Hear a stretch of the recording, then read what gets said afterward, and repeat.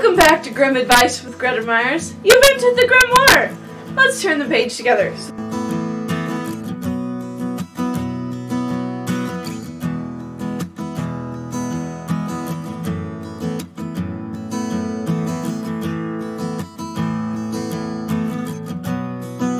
This one, I have not heard of.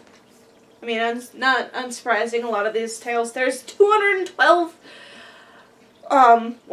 there's 201 tales and 10 children's legends, so of course there's going to be a lot we have not even fathomed existing. So, without further ado, the singing bone. In a certain country there was once a great lamentation over a wild boar that ravaged the farmers' fields, killed the cattle, and ripped up people's bodies with his tusks. The king promised a large reward to anyone who would free the land from this plague, but the beast was so big and strong that no one dared to go near the forest in which it lived. At last the king gave notice that whoever would capture or kill the wild boar should have his only daughter as wife. Now there lived in the country two brothers, sons of a poor man who declared themselves willing to undertake the hazardous enterprise, and the elder, who was crafty and shrewd out of pride, the younger, who was innocent and simple from a kind heart. The king said, "In order to be sure of finding the beast, you must go into the forest from opposite sides." So the elder went in on the west side, and the younger on the east. When the younger had gone a short way, a little man stepped up to him. He held in his hand a black spear and said, "I give you this spear because your heart is pure and good. With this you can boldly attack the wild boar, and it will do you no harm." He thanked the little man, shouldered the spear, and went on fearlessly. Before long he saw the beast, which rushed at him, but he held the spear towards it, and in its blind fury it ran so swiftly against it that its heart was cut in two. Then he took the monster on his back and went homewards with it to the king. As he came out the other side of the wood, there stood at the entrance a house where people were making merry with wine and dancing.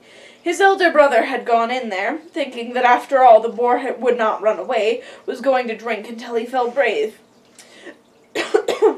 But when he saw his younger brother coming out of the wood laden with his booty, his envious, evil heart gave him no peace. He called out to him, "Come in, dear brother, rest and refresh yourself with a cup of wine."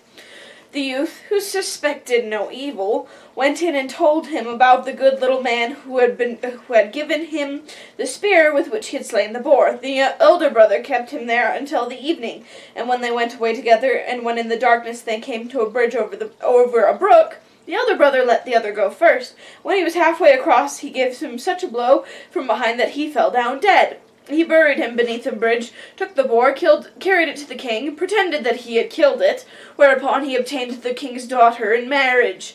And when his younger brother did not come back, he said, "The boar must have killed him." And everyone believed it. But as nothing remains hidden from God, this black deed was to come to light. Years afterwards, a shepherd was driving his herd across the bridge and saw lying in the sand beneath a snow-white little bone.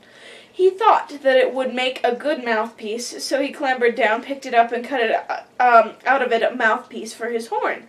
But when he blew through it for the first time, to his great astonishment, the bone began of its own accord to sing.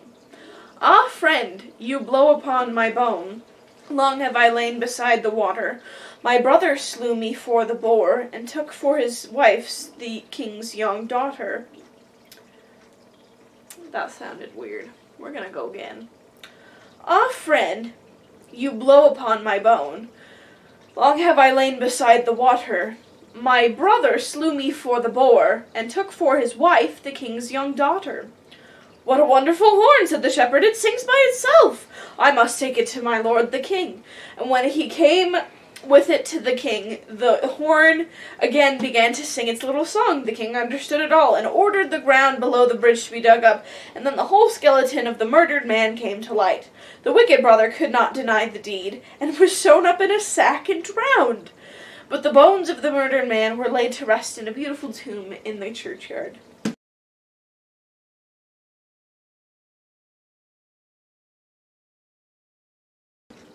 Okay, it's so sad.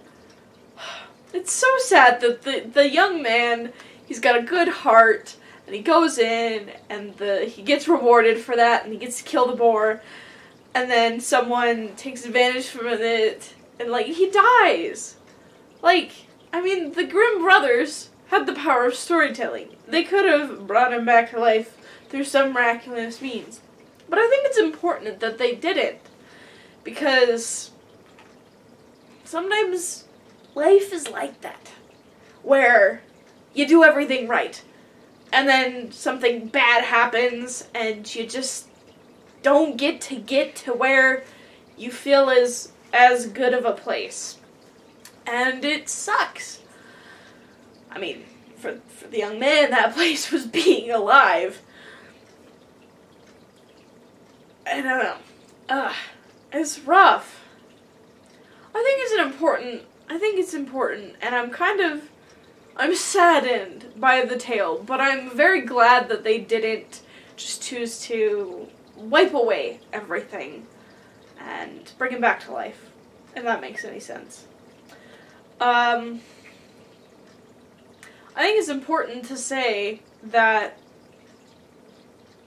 sometimes this is the closest people to you that can do you the most harm.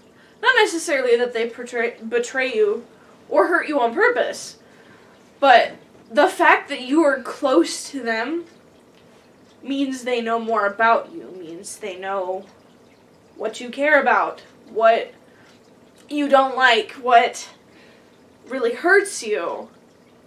And so sometimes or sometimes they don't.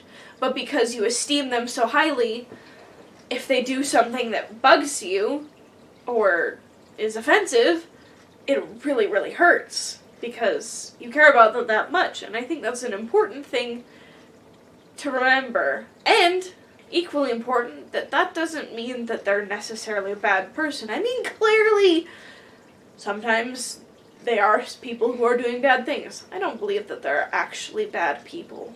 I believe they're just people who make really poor choices. A lot. But, well, okay. Who am I to judge? And obviously there are people like Hitler and dictators and stuff. But anyways,